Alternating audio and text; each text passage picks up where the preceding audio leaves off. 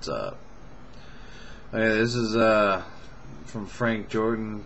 Well, this is from the Great Tonto. It's Frank Jordan, Detective for Hire, Empire of Alabaster, The Ballad of Kino Morone. It's kind of a long title. It's 3 individual titles, but it's The Ballad of Kino Morone. It's one of the it's like a couple chapters into the book, but I think it's pretty good enough to read because I happen to like this one a lot. But Frank Jordan is the detective, as his the title. Anyway, this is the Ballad of Kino Morone. It was her. No mistake in the way her hair fell across her face, even when it was now soaked in blood. Kino Morone, the blonde bombshell, the madam of the Rivers nightclub, dressed in white. The scene echoed of a detective novel. Frank Jordan had seen these crimes too often. A lusty, busty lover of his gunned down. There were other bodies around, customers, Johns. Only she stood center stage, the spotlight lit, jazz band quiet. Frank half hoped for an encore, for her to rise and bow, but the bullet holes made sure that would never happen again. Pity. Her voice was a pitch-perfect angel. The seductive, breathy way she spoke tingled men's souls. And her pistol that gleamed on her thigh had not been fired tonight, but it had sure left a few Goombas dead in its lifetime. She had commanded presence and submission. She wasn't given a final chance. She was taken down out of necessity, not purpose. Frank recalled the last time he saw her, almost 4 months ago, their bodies wriggling and perspiring, hard whispers in each other's ears, common love-making phrases, scents erupting from us. Moonlight made her radiant. She bit into his shoulder, drew blood, tasted it.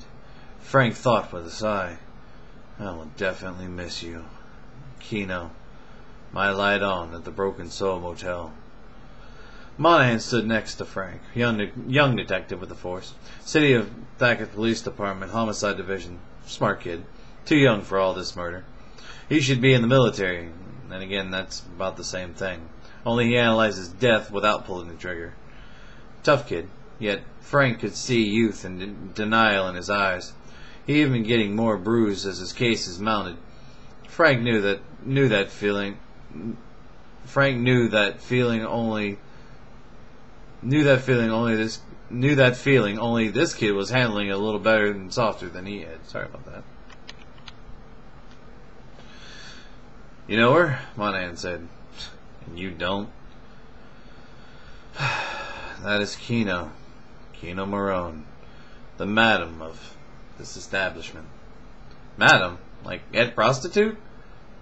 Well, more like a pimp. Was she a taker of Johns? She was. You can call me John.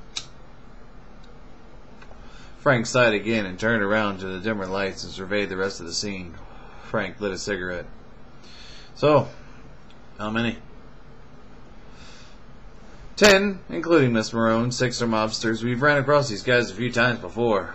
Yeah, and now for the last. True. The others are the waitress, the bartender, and Senator McKenna's nephew, Martin Preston. Frank looked at Monahan. That is certainly interesting news.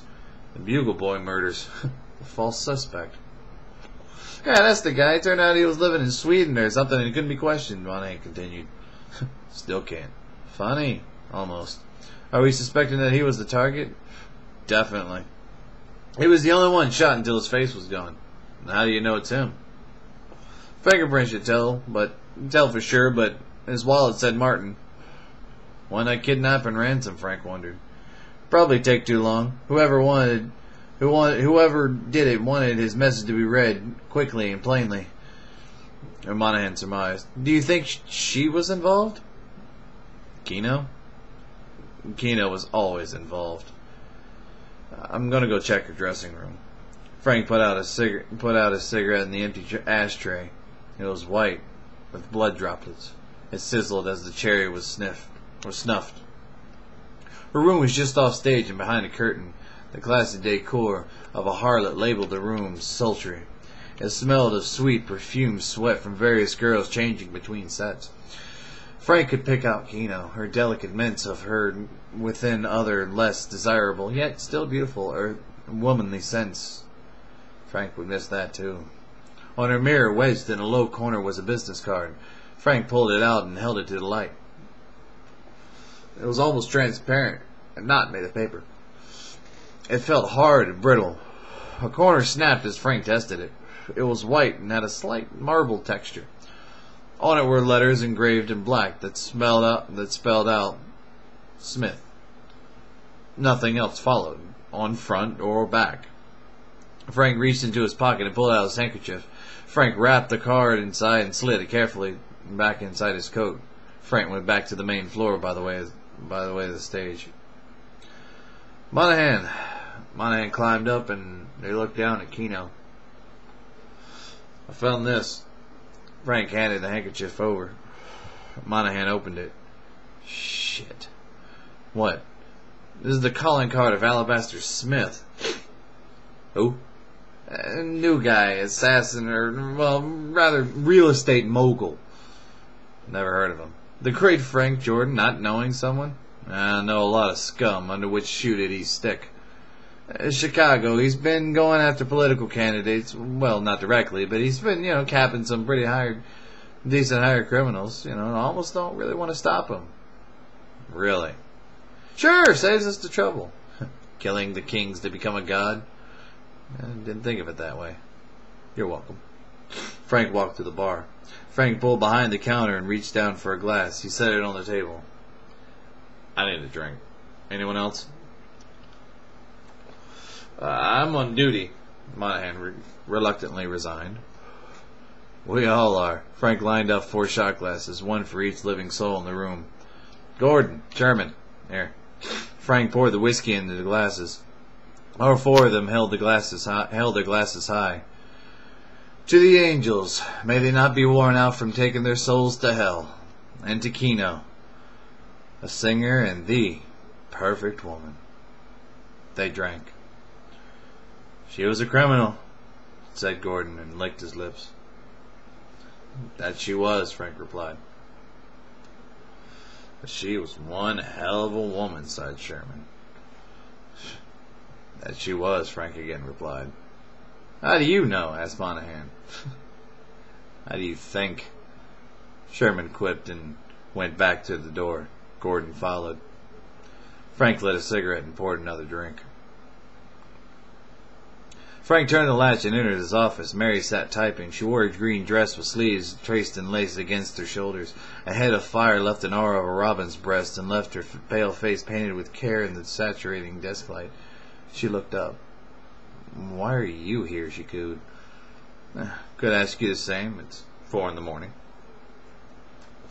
Couldn't sleep. Me neither. Who's dead? Kino. I'm sorry, Frank. Don't be. She was a criminal. She was more than that to you. You can't fool me, Frank. I've seen you two together. The way you look into each other's eyes. The way you... Please.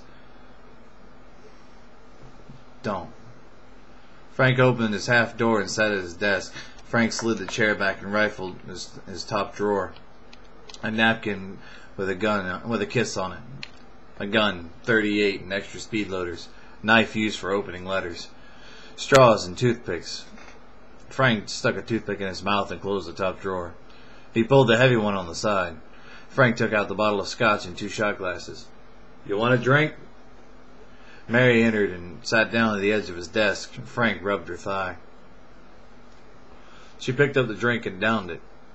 You're supposed to make a toast. To what? I don't know. Something. The world, perhaps. But you hate the world. No. I just hate the way it is. Mary leaned in and kissed him. Frank gravitated closer. Heat against heat. Sorrow against sorrow. Frank pulled back and touched Mary's face. She winced. Frank rubbed the spot with care and turned on his desk light. Who did this? You don't know.